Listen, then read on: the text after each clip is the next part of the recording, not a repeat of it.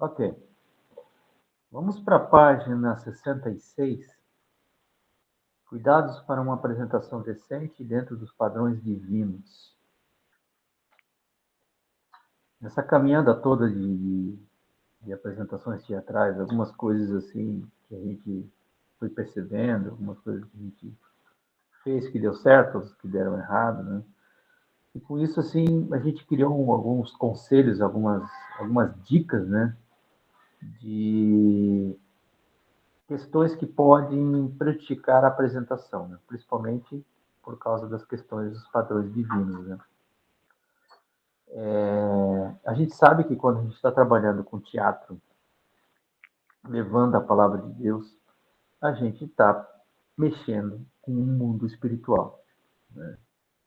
E a gente sabe que o inimigo, ele não dorme. Ele não vai gostar nada da ideia de você levar uma mensagem do evangelho tão clara, tão eficaz com o teatro. Por isso que ele faz de tudo para dar errado, e uma das questões é fazer já as desavenças dos próprios atores, né? Mas, assim, algumas dicas para você ter realmente um teatro dentro dos padrões divinos. Cuidado em humanizar seres espirituais. Nos teatros evangélicos, muitas vezes a gente representa diabo, Deus, anjos, demônios. Ah, Jesus, ele foi homem. Então, vamos dizer assim, um pouco mais fácil você representar Jesus como um ser humano. Mas quando a gente representa, por exemplo, Satanás como ser humano, um anjo como ser humano, a gente tem que ter cuidado para a gente não passar uma mensagem errada desses seres espirituais para as pessoas.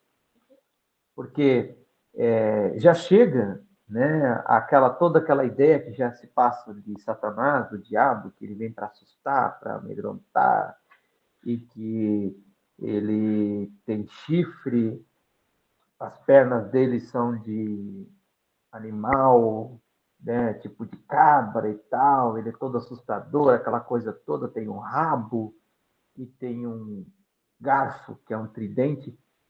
Essas imagens que eu falei do diabo são imagens que foi uma mistura da mitologia grega, né, que foi levado pela igreja romana na época para exemplificar Satanás, né, diabo.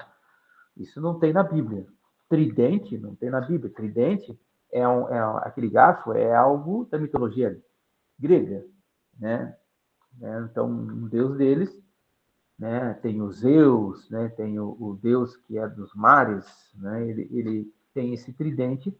Então, eles foram pegando isso. Daí tem outros personagens da mitologia grega que metade é homem, metade é cabra e tal. Então, eles pegaram essas ideias e criaram um diabo em cima daquelas imagens, né? Assustador e tal, tudo mais. Só que quando a gente apresenta isso no teatro, a gente tem que tomar um cuidado para não representar errado, sabendo que Satanás é muito sutil nas coisas e a preocupação dele não é assustar, não, é te enganar, né? Então a gente tem que tomar cuidado, por exemplo, com anjos também, como vou representar isso e tudo mais, para não passar uma mensagem errada, principalmente para as pessoas que estão assistindo, né? Então, cuidado com esses seres espirituais, né? Cuidado com isso, né? Ah, isso pode ridicularizar o evangelho. Eu me lembro, por exemplo, eu vi uma peça de teatro uma vez que eles fizeram o juízo final, né? Isso. O crente gosta de fazer a peça do julgamento, o juízo final, né? Aí eu me lembro que quando chegou no juízo final, tinha várias pessoas para serem julgadas, né? Ainda tinha um Deus no trono e tal. E daí, quando falava que essa pessoa ia para o inferno, né? Os demônios que vinham eram as pessoas vestidas com uma roupa de gorila, de macaco, toda escura, assim, com umas correntes no braço. E vinham e agarravam aquela pessoa e arrastavam no chão, e a pessoa ia gritando e tal. Primeiro que, assim, macaco, né? Tem a ver isso com demônio, né? É a mistura de uma, sei lá, eles queriam um terror, criaram um terror e tal. As crianças ficaram traumatizadas, não dormiram à noite depois daquela peça. Então, assim, criou-se todo um caos, né? E muitas vezes a gente quer impactar com o teatro, mas no fim a gente aterroriza, né? Você não vai impactar, você vai aterrorizar com ele, criando cenas muito fortes e principalmente com esses seres espirituais, né? Então a gente tem que tomar muito cuidado para não passar essa mensagem errada, né? Cuidado com os exercícios e interpretações, né? Existem duas técnicas, existem duas técnicas de interpretação. Por exemplo, você vai fazer um papel de uma pessoa triste, uma pessoa deprimida. Você está uma pessoa em depressão. Existem alguns dramaturgos que eles defendem uma técnica chamada técnica interiorizada. Esse Stanislavski que eu coloquei ali, ele é um dramaturgo russo que ele defendia que você teria que fazer essa técnica interiorizada. Ou seja, se você fazer um papel de uma pessoa que está em depressão, você realmente tem que se sentir em depressão. Então, você tem que buscar isso, sentir isso na alma, para você realmente mostrar que você está deprimido na hora que você está encenando. Só que isso é muito perigoso, pessoal, essa questão de você querer sentir esses sentimentos de morte, de coisa. Isso é muito complicado. Não há essa necessidade, né? Existe a técnica chamada exteriorizada, que você só encena, né, aquela pessoa com a expressão facial, com a voz e tal, mas você não precisa sentir isso em você. Isso é muito complicado, sabe? Você acaba dando uma oportunidade para coisas acontecerem em você e pode até criar um trauma na tua própria vida com essas questões de querer sentir em você sentimentos que muitas vezes podem afetar você, né? Até a sua mente, né? Então, cuidado com esses laboratórios que a gente chama, que você prepara um ator, né? Para não ir muito ao fundo dessas coisas, que isso pode trazer sérios problemas para o ator, né? Ele pode se envolver demais com isso e pode criar um trauma nele, né? Cuidado com utilizar a prostituição, a violência, os vícios, sem instigá-los. Eu vejo muitas vezes que em peças que você quer representar uma prostituta, aí você veste a pessoa com trajes tão curtos, tão sensuais, que quando ela está lá apresentando, acaba ridicularizando e não, além de passar a mensagem que aquela pessoa está se expondo o corpo, ainda é capaz de despertar coisas que não deveriam, né, na plateia, né? Por exemplo, vou dar outro exemplo. Você vai fazer uma cena que os caras estão lá no bar bebendo e tal. Aí você coloca uma cerveja ainda com o rótulo, com a marca da cerveja, sabe? Imagina uma pessoa que está numa abstinência e tal, aí você bota dentro daquela cerveja com a marca e tudo, você acaba esticando a bebida alcoólica, então tem que cuidar com esses detalhes, sabe, com as trajes. Se você quer apresentar uma pessoa como uma prostituta, ela não precisa estar com trajes tão curtos e sensuais. Só o comportamento, as falas já mostram, né, que ela é uma mulher, né, que tem essa questão do sexo como trabalho e tudo mais. Não precisa exagerar e tornar coisas explícitas, né? Principalmente, por exemplo, eu vejo muito isso acontecendo em alguns teatros de igreja, com pessoas bêbadas, por exemplo. Vou representar um bêbado, né? Nós temos um grande problema no Brasil que existe muito humor em cima do bêbado, né? Então, existem muitos humoristas que eles representam bêbados e, na verdade, é só para as pessoas rirem. E quando eu vejo uma peça, muitas vezes, na igreja, que as pessoas que representam uma pessoa bêbada, quando ela entra na igreja, quando ela entra no palco, as pessoas já começam a rir, né? Porque ela entra cambaleando, aquela coisa toda, e as pessoas começam a rir. E, na verdade, o vício da bebida não é motivo para riso. Quantas pessoas já, quantas famílias destruídas por causa da bebida alcoólica. Aí você coloca na peça um bêbado e as pessoas ficam rindo dele, achando isso engraçado. Você está despertando coisas que não deveria, né? Porque o bêbado não deveria despertar isso, né? O bêbado, quando ele chega em famílias, ele destrói, ele maltrata, ele gasta, ele leva à falência, ele muitas vezes é violento. Então, não é essa a realidade de brincadeirinha de ficar rindo do bêbado. Mas aí a gente leva isso e acaba levando o público e a gente acha interessante. Ah, o público está rindo, que legal, está gostando da peça. Só que eu estou levando uma mensagem errada do vício para as pessoas, né? Outra coisa muito importante é cuidado com os costumes da igreja local. Você foi convidado para apresentar uma peça numa igreja. Conheça a igreja. Saiba quais são as doutrinas daquela igreja, quais são os costumes daquela igreja. Respeite aqueles costumes. Respeite a questão. Não adianta você ir lá, mas não tem nada a ver aquele costume. Mas você foi convidado para estar lá, né? Lembra que o Paulo disse, né? Se escandalizar o teu irmão, comer carne, não coma.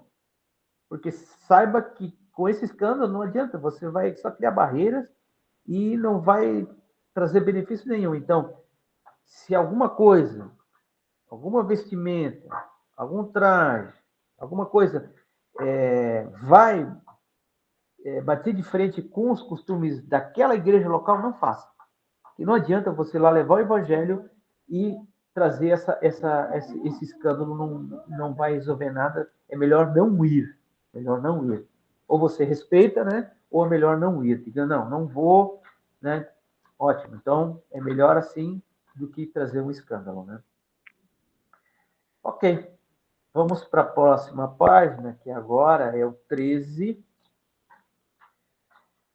O que preciso para montar uma peça teatral?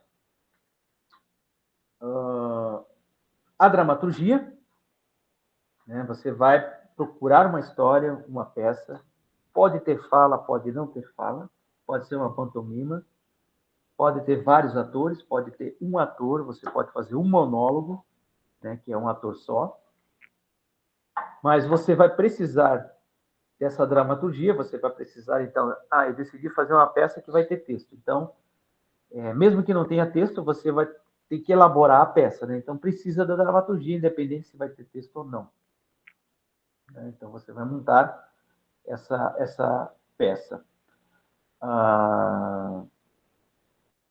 Criando uma peça teatral. Então você vai criar uma peça teatral.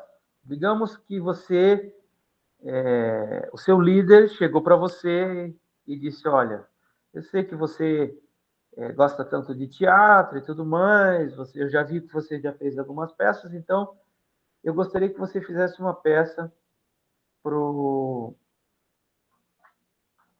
dia da reforma protestante, né? A reforma luterana, a reforma da onde que veio as nossas igrejas, né? Da reforma. Vamos fazer uma peça sobre a reforma. Ok, então vamos lá. Quando você vai escrever uma peça, a primeira pergunta que você faz é o objetivo da peça. O que eu quero nessa peça? Qual é o objetivo? Quais os resultados que eu quero? Eu quero despertar o que nas pessoas? Porque, assim, contar história, pessoal, isso já tem o Google, já tem enciclopédia. Se eu vou fazer uma peça sobre a reforma, eu não vou fazer um documentário. Teatro não é documentário. Eu não vou lá para cima do palco contar a história toda da reforma. Se a pessoa quer saber a história toda da reforma, ele pega o computador, ele digita no Google história da reforma. Pronto, está toda a história ali. Ele lê e pronto. Então, teatro não é documentário. Teatro é algo para despertar sentimentos e trazer mensagens para as pessoas. Então, ok. Eu vou fazer uma peça de teatro, vai ser sobre a reforma. Segundo, público-alvo. Quem vai assistir a minha peça? É crianças? É adolescentes? São adultos?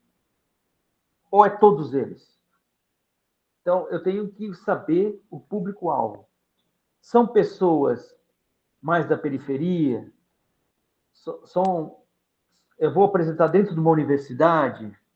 Vou apresentar para que classe social que eu vou apresentar? Que classe intelectual que vai ser? Então, eu preciso saber disso para eu montar a minha peça. E a linguagem que eu vou usar. Isso depende do público e a idade do público, e se é família, se é só criança, tudo mais. Então, eu preciso saber o público-alvo. Porque a comunicação ela é muito importante. Bom, vamos para o texto. Eu vou começar a escrever o texto do teatro. É claro que os textos do teatro é uma narrativa, né? Estilo narrativa. Agora, um conselho que eu dou tente as falas não serem muito longas. Eu sempre digo para os meus alunos, você vai escrever uma peça de teatro. Primeiro, tente fazer uma peça de, no máximo, 15 a 20 minutos. Não passe disso. É a sua primeira peça, não vá tão longe. Faça algo cativante, mas menor. Falas. Tente não fazer falas muito longas. Quebre elas. Mas é que a fala ficou com 10 linhas. É muito. Tente quebrar essa fala com a fala de outro ator. O bom é que uma fala não passe de 4 ou 5 linhas. Porque senão começa a ficar um pouco cansativo. E quando você troca, por exemplo, você colocou lá 10 linhas, porque o cara contou que ele chegou da cidade, tal, e chegou em casa, e quando ele já abriu a porta, viu que estava tudo arrombado, que roubaram a casa dele, tal, e foi falando. Ele pode falar tudo isso direto, ou ele pode falando isso e alguém conversando com ele. Eu cheguei em casa. Mas quando tu chegou em casa, o que tu fez? Quando eu cheguei, eu abri a porta. Você vai colocando outras falas, você quebra aquelas falas, e isso fica mais interessante do que fazer falas longas. Então, tente fazer falas mais curtas, no máximo 5 linhas. Quebre com outras falas. Porque senão as pessoas já começam a ficar cansadas e uma pessoa ficar falando o tempo todo. Então, assim, tente fazer com que essa narrativa seja mais cativante, né?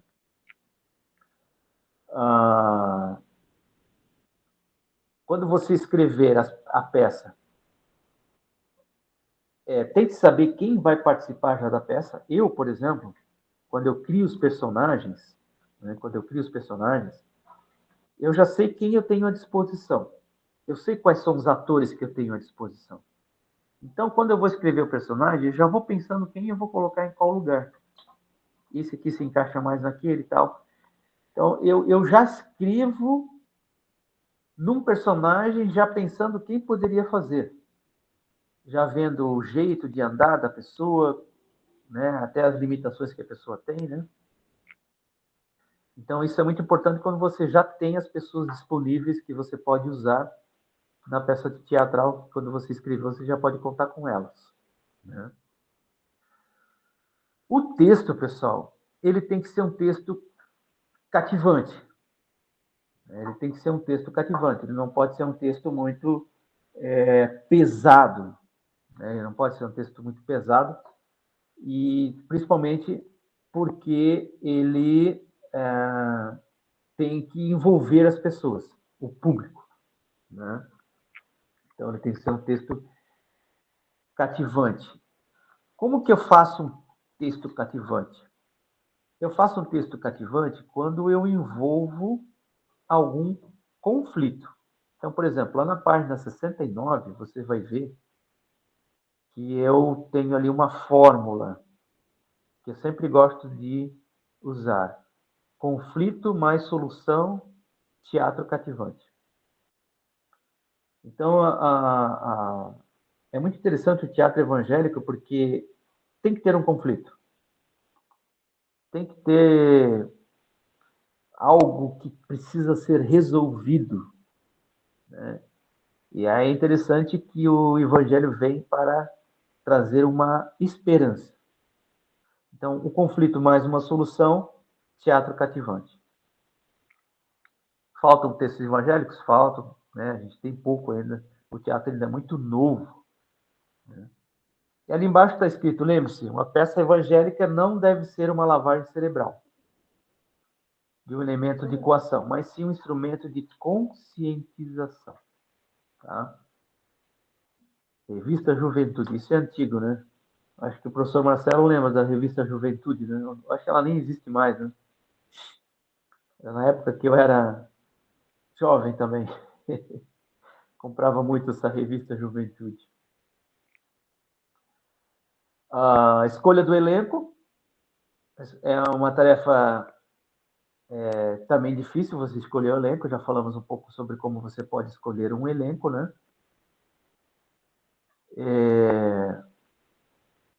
Os ensaios. Os ensaios.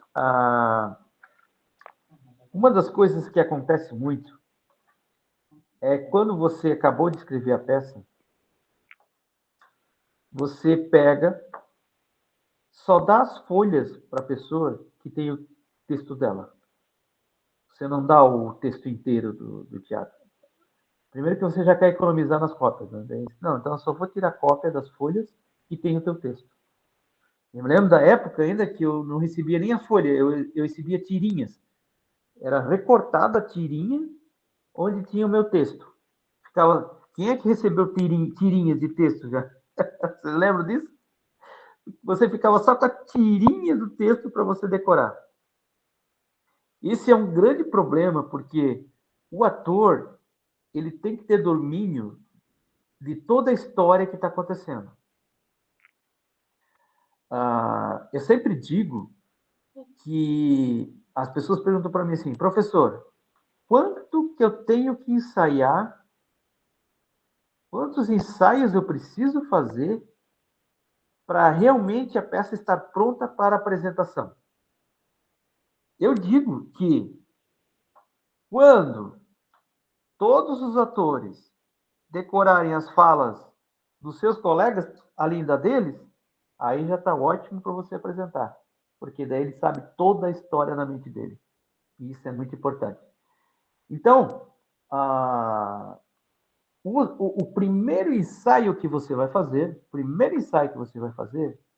você vai imprimir a peça inteira, todos vão receber a peça inteira, faça uma roda, leia toda a peça para todos eles, pergunte se eles entenderam a peça, pergunte se eles entenderam a moral da história, a mensagem que vai ser passada, que época que vai acontecer, a ideia dos figurinos, a ideia do cenário, tudo isso as pessoas têm que saber. Os atores precisam desse conhecimento, de todas as informações da peça. A história inteira tem que estar na mente deles. Porque senão, acontecia o que acontecia comigo. Eu ficava com a tirinha e eu só sabia que eu tinha que falar meu texto quando o último falava aquela última palavrinha. Se ele não falasse aquela palavrinha, eu não ia saber falar meu texto.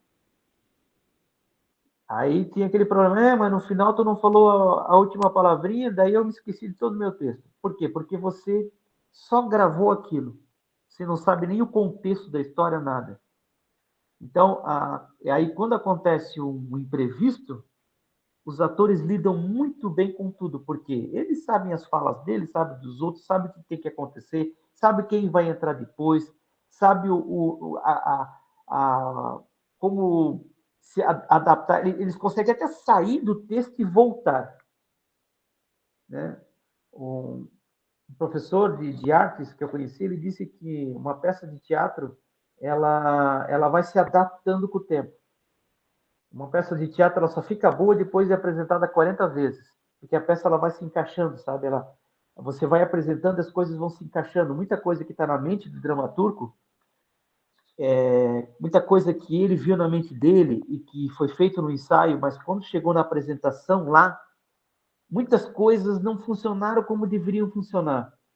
E os atores vão se encaixando, eles vão se adaptando, coisas, e a peça ela é um organismo vivo em algumas coisas.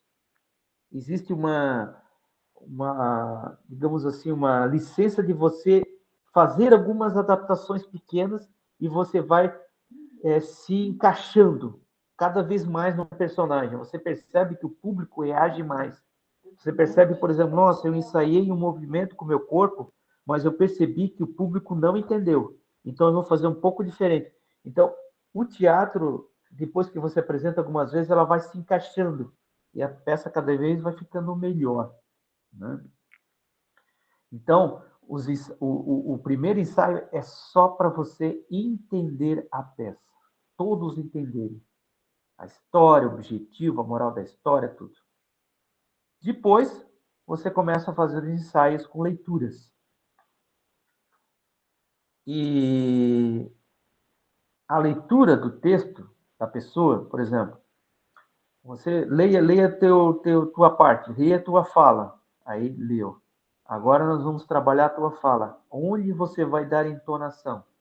Quais as palavras que você vai dar entonação? Quais que você não vai dar? Você vai trabalhando a fala da pessoa. Depois que você trabalha a fala e ela já conseguiu decorar o texto, aí você vai começar a trabalhar a expressão corporal. É muito interessante, por exemplo, dar uma referência para esse ator, né? Eu gosto muito de dar uma referência, por exemplo, você vai fazer um papel de uma mulher malvada, tal.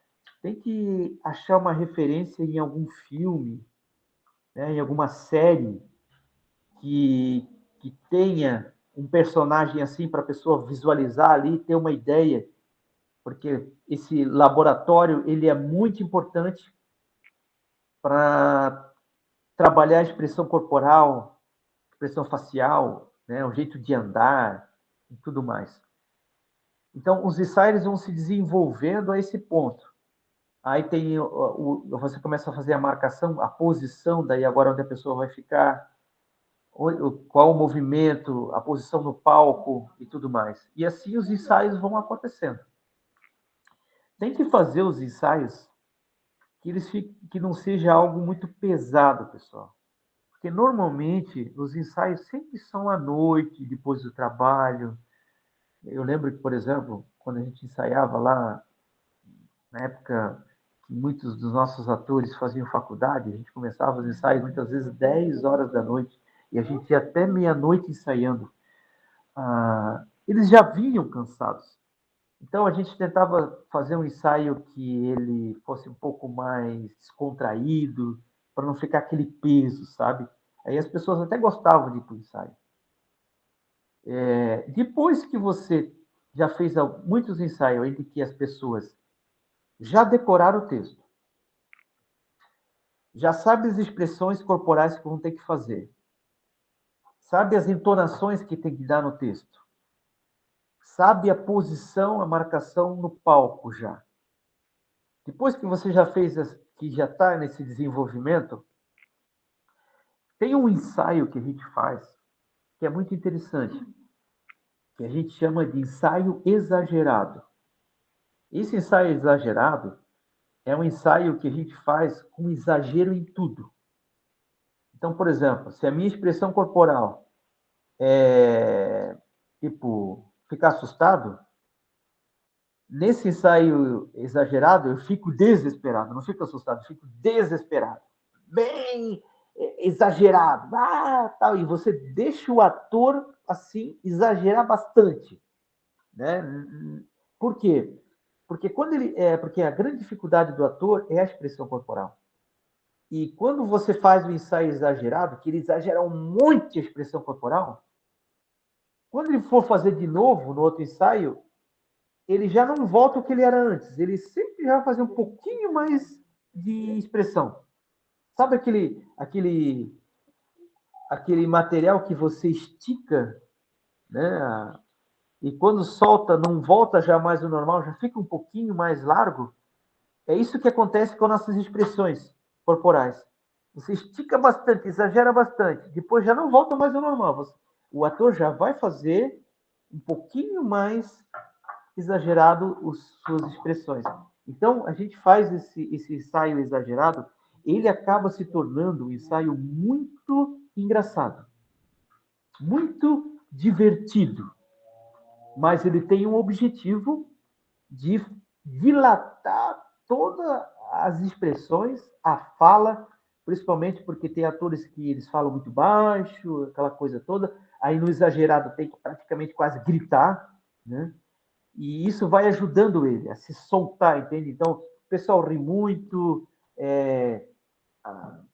se joga no chão e faz de tudo e tal, é aquela coisa louca.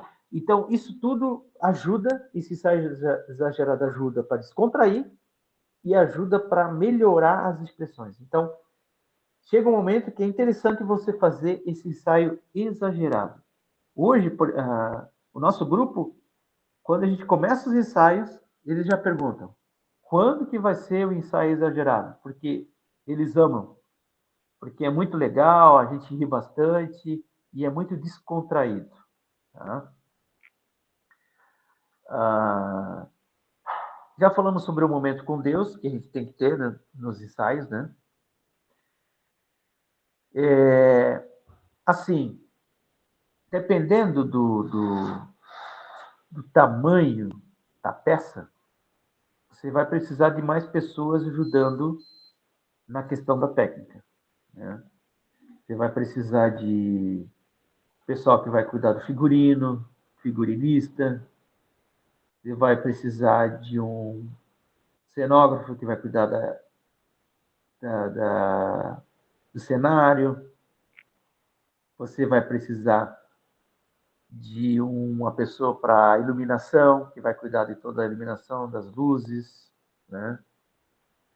A iluminação é importante, ali na página 72 fala sobre iluminação. A iluminação é importante? É, mas nós temos que cuidar porque não é só ficar jogando luz, joga luz aqui, joga luz, porque a luz branca é a que mais mostra as expressões do corpo e da face. Você só usa a luz com cores em momentos específicos, porque ela tira as expressões faciais e corporais do ator. Então, ela tem que ser muito específica quando você vai usar uma iluminação com cor. E lembrando que as cores, elas despertam alguns sentimentos, por exemplo. Eu coloquei ali, por exemplo, o vermelho acaba despertando a raiva, o desespero, o amarelo, o desânimo, o azul, a tranquilidade, o azul escuro, o medo. Então, é importante, sim, mas você tem que cuidar quando é que você vai usar a iluminação. A trilha sonora também é importante, porque as músicas despertam também sentimento, é interessante, né? Ah, cenário. A troca de cenário é algo assim bem complexo, tá, pessoal? É ruim quando você fica trocando cenário, barulho de troca de cenário e tal. Existe uma equipe, por exemplo, nós temos uma equipe no espetáculo que tem muita troca de cenário, né? De adereços e tudo mais. Então a gente tem uma equipe lá de 8 pessoas, 4 de cada lado, que quando apaga a luz, elas trocam o cenário, mas elas fazem muitos ensaios. O que pega o que, onde coloca, né? Então isso tem que ser rápido, para não se bater e tal. Então, troca de cenário só se você tiver uma equipe muito boa e realmente for algo grande que você precise trocar. Se não, trabalhe com um cenário só, use bastante a criatividade, o cenário virtual é muito importante, né? Ah, e tem os cenários autoconstrutivos. Esses cenários autoconstrutivos é quando os próprios atores eles vão montando o cenário. Eles mesmo entram com um banco, com peças, e eles vão falando e vão montando. Isso também já é interessante. Daí o público já vê o ator ali e já vai botando o cenário, já botando os adereços e tudo mais, né? E com vocês, a apresentação da peça. Digamos que você está tudo pronto para você apresentar, né? Está tudo certinho. Faça aquela oração antes de começar.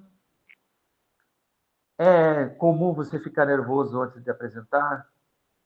Pode ter ensaiado muitas vezes, mas sempre está aquele frio na barriga, porque isso é inevitável, né?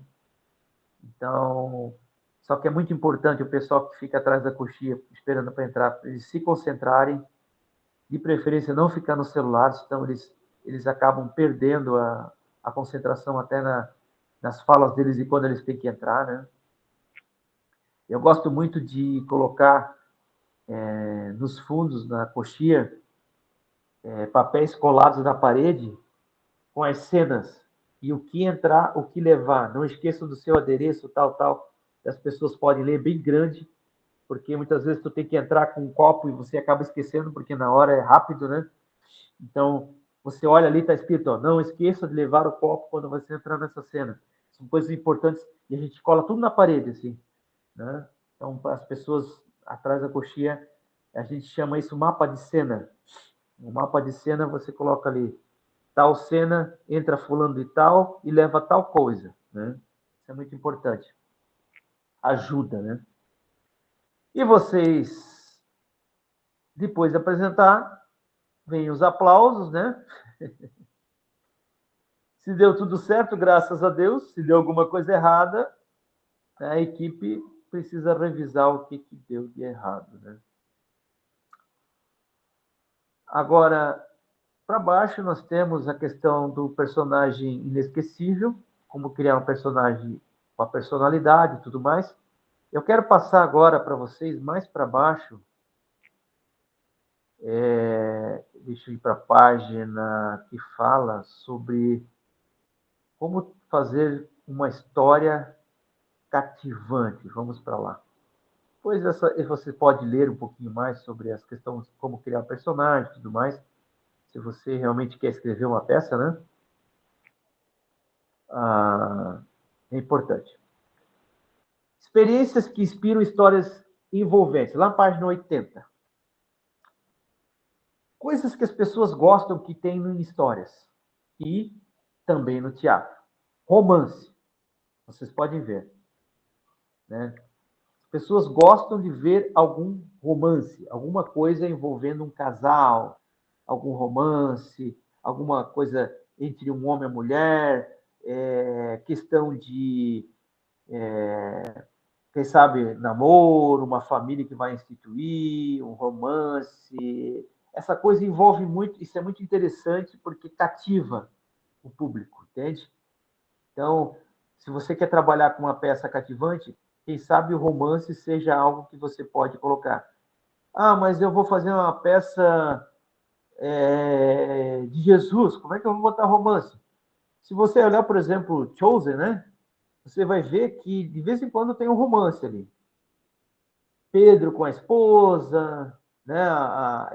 Sempre tem alguma coisa entre homem e mulher, filhos, questão de família, sempre tem uma história acontecendo por trás. Então, há sempre uma forma de você colocar um romance de alguma forma. Né? Outro assunto interessante que chama muito atenção, e você pode voltar nas suas peças, é o ganho material.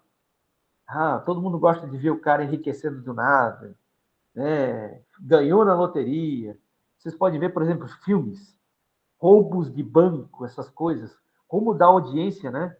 O pessoal gosta dessas aventuras, o cara entrando, Casa de Papel, essas coisas, né? Então sempre envolve essa questão de achar tesouro, né? Como as pessoas gostam de ver filme de aventura que está à procura de um tesouro perdido, que foi enterrado em alguma ilha e tem um mapa e não sei o quê. Então, essas questões são muito interessantes e também são muito cativantes essa história. Outra coisa que é cativante amizade. Né? Quando você coloca uma história de amizade na sua peça teatral. Amigos que se conheceram, tem essa amizade toda e tal. Aí uma hora alguma coisa acontece que quebra essa amizade, né? Um fica ofendido com o outro, quebra a amizade, daí a gente fica naquela expectativa, quando é que eles vão se reconciliar? E muitas vezes é um mal entendido, que o outro não entendeu e tal, né? Então, essas cenas, elas chamam muita atenção também. Outro assunto que chama muita atenção é família. Quando você coloca família na tua história de teatro, também chama muito atenção. A questão de casamento, divórcio, separação, brigas, essa questão de briga entre irmãos e tal. Isso também é bem cativante. Ganho de conhecimento também é algo bem interessante. Do nada o cara fica inteligente, acorda num dia, está super inteligente. Existem vários filmes assim, né? Do nada o cara vira um gênio e tal, a mente dele agora. Então, também é muito cativante essa questão de vocês ficar com ganho intelectual, né? Mudança de status também é muito interessante. Por exemplo, troca de identidade, né? Existem muitos filmes que o príncipe troca ele com outro personagem que era um plebeu. A gente acha muito interessante essa troca de personagem, né? O rico ficou pobre, o pobre ficou rico, né? Essa troca, essa coisa de hierarquia. Uma hora o cara é o chefe daquele cara e maltrata ele um monte. Do nada, o empregado vira o chefe e o outro vira empregado. Então, a gente acha muito interessante essa troca de status, sabe? Uma hora o cara é o presidente do país e numa outra hora ele não é mais, né? Do nada não é mais. Então, essa troca de status também é algo que chama muita atenção que você pode botar na tua história. Mudança física também é muito interessante, né? Essa questão de emagrecer, engordar do nada, de ficar forte, né? Também tem muitos filmes assim, né? Dessa questão da mudança. Do nada a pessoa começa a treinar, fica mais forte para vencer alguma coisa, alguma luta e tal, né? Mudança psicológica também. Uma pessoa do nada entra em depressão, ou se um transtorno bipolar, esquizofrenia, essa questão de ansiedade, pânico, estresse, fobia, insônia. Isso é muito interessante você colocar isso também nas peças, chama muita atenção, né? Do nada a pessoa fica doente, né? Uma doença grave. Mudança de ambiente também, né? A gente pode ver muitos filmes assim que mostram, o cara estava na cidade grande e daqui a pouco do nada ele vai lá para o interior. Aí aquele choque de cultura do cara lá da cidade grande com o cara do interior, isso também chama muita atenção, né? As pessoas, muitas vezes a pessoa vai lá para o interior para visitar os pais onde ele morava, daí volta para onde que ele era criança, que é bem no interior, então aquele choque cultural de novo é muito interessante, as pessoas gostam de ver isso também. Experiências traumáticas também é interessante, com violência urbana, guerra, desastre natural, humilhação pública, né? Acidentes graves que envolvem tragédias, né? As tragédias chamam muita atenção, né? Então, esses assuntos, eles são, quando você vai fazer a peça, pense em colocar algo disso. Mas a minha peça é só sobre Jesus. Não, mas você pode colocar assuntos que podem acontecer ao redor de Jesus, o mundo acontecendo ao redor da época ali de Jesus. Então, não precisa. Muitas vezes, olha só, que interessante, a gente acha que o protagonista sempre é o ator principal, o personagem principal é o protagonista. Muitas vezes o protagonista pode ser Jesus, mas pode não ser Jesus. O protagonista pode ser outra pessoa. Se você pegar, por exemplo, existe um filme chamado Ressurreição, onde que ficou à procura do corpo de Jesus. O protagonista é um soldado romano. Então, Jesus está ali, ele está em cena, mas ele não, o protagonista mesmo era um soldado romano, que no fim ele acaba se convertendo, mas ele vai procurando o corpo de Jesus, Pilatos quer que ele ache de todo jeito o corpo de Jesus. Então, muitas vezes o protagonista aquela pessoa, não precisa ser o próprio Jesus. Então, o protagonista é aquele que está envolvido e que vai sendo mais trabalhado, né, que está mais em evidência na peça. Tá? Formas de criar identificação com o protagonista, né?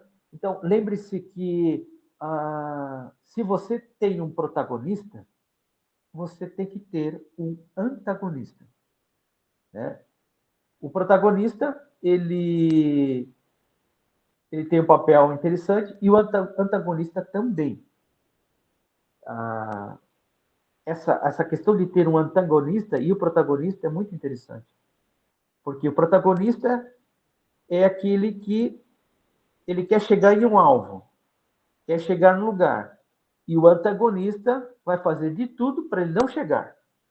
Né? Muitas vezes o antagonista é o próprio inimigo, Satanás, pode ser, mas pode ser outro ser, pode ser uma pessoa manipulada, né, pela maldade, para evitar que você chegue num objetivo. Então, isso também é cativante. Então, se você tem um protagonista, é interessante você ter um antagonista. Né?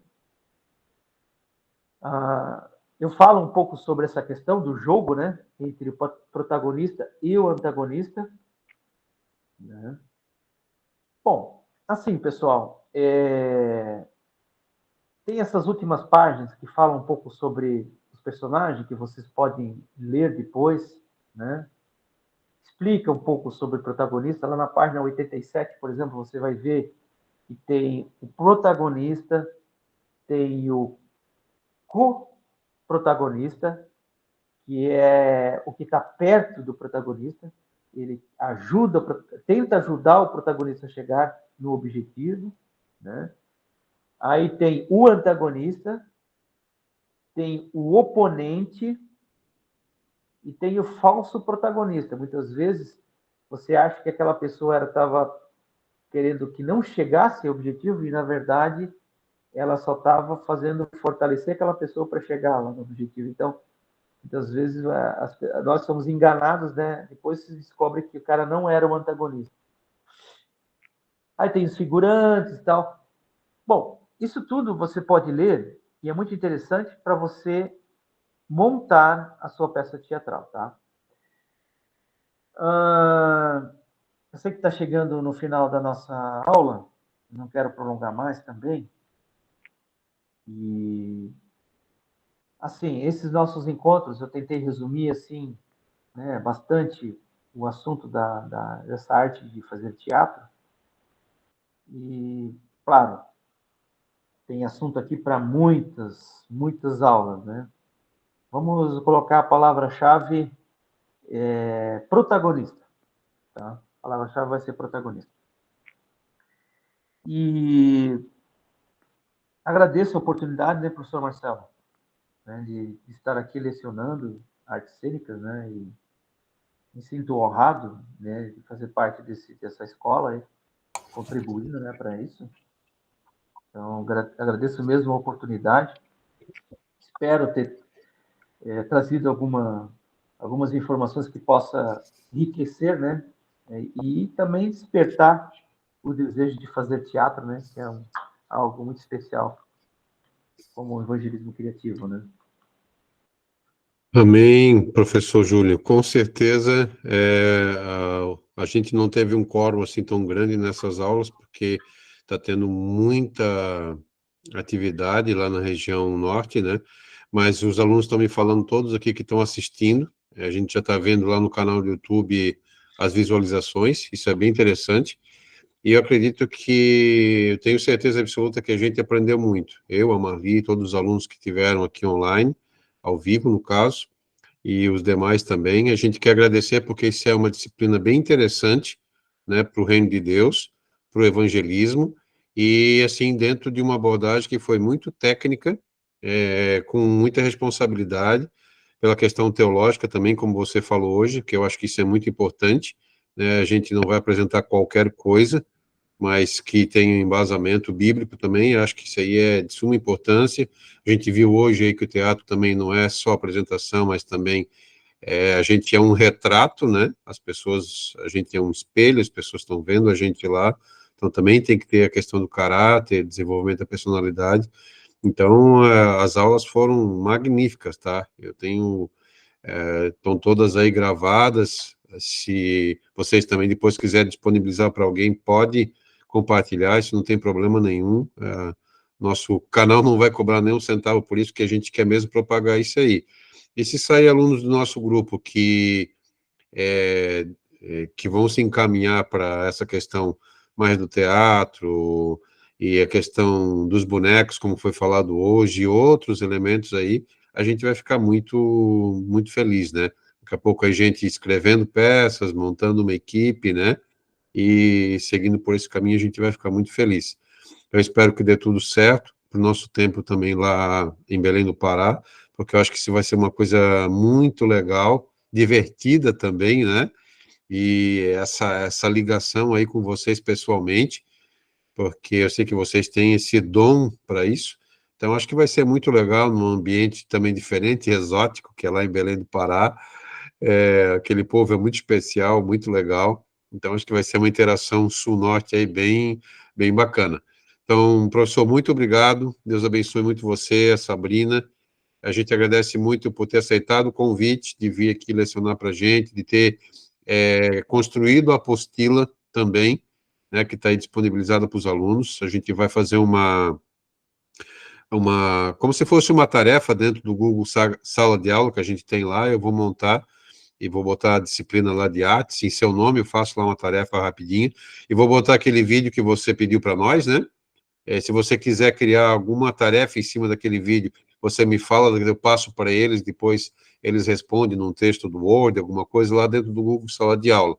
Então, eu acho que vai ser bem legal também. Se tiver uma outra tarefa que você quiser dar, também a gente vai ficar aqui à disposição para colocar tudo numa tarefa só e entregar para eles amanhã ou depois da manhã já, né?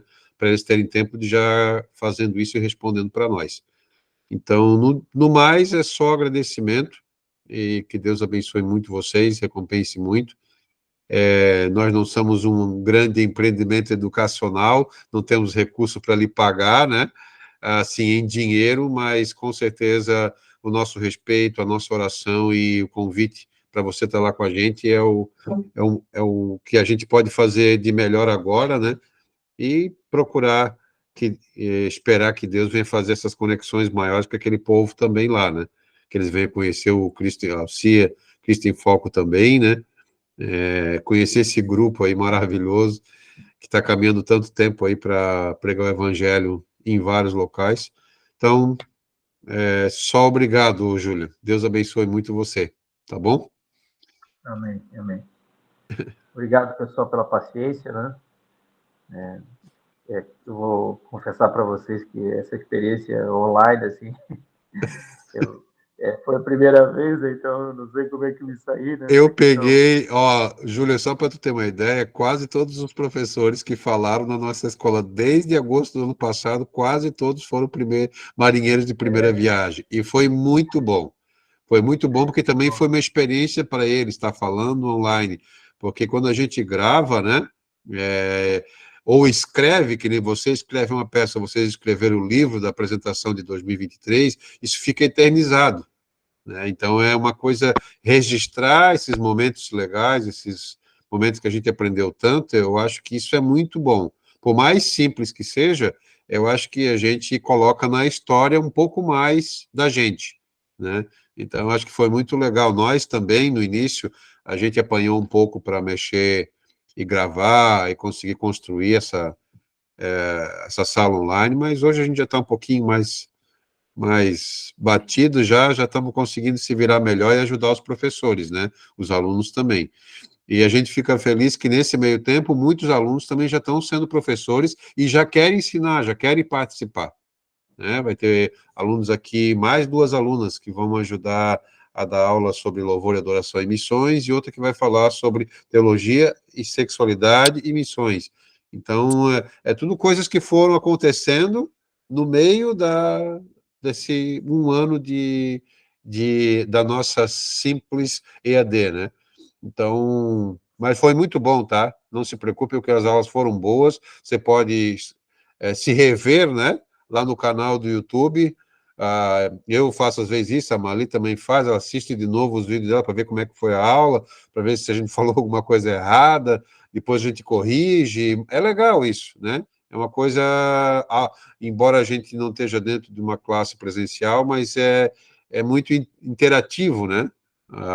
Estão aqui, estão quietinho, mas eles estão vibrando ali, quando eles mandam os emojizinhos aqui, botam joia, botam palminho ou vibrando, é que eles querem dizer alguma coisa muito legal, só que eles não querem atrapalhar o professor, né?